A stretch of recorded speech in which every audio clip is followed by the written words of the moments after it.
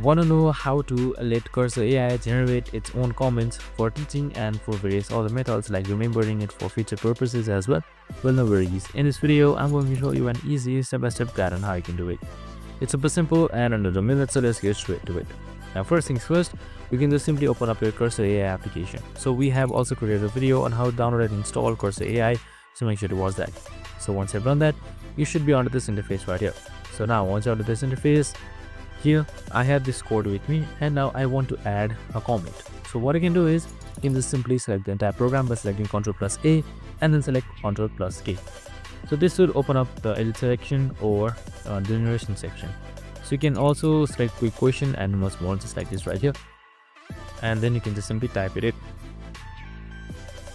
So you can just simply type in this and it should generate a comment just like this right here, and that's it. You can just simply select keep, and if you want to undo it, just simply select Ctrl+N. I hope this video helped. If it did, make sure to like, subscribe and tune in with us for more of these videos. See you in the next one.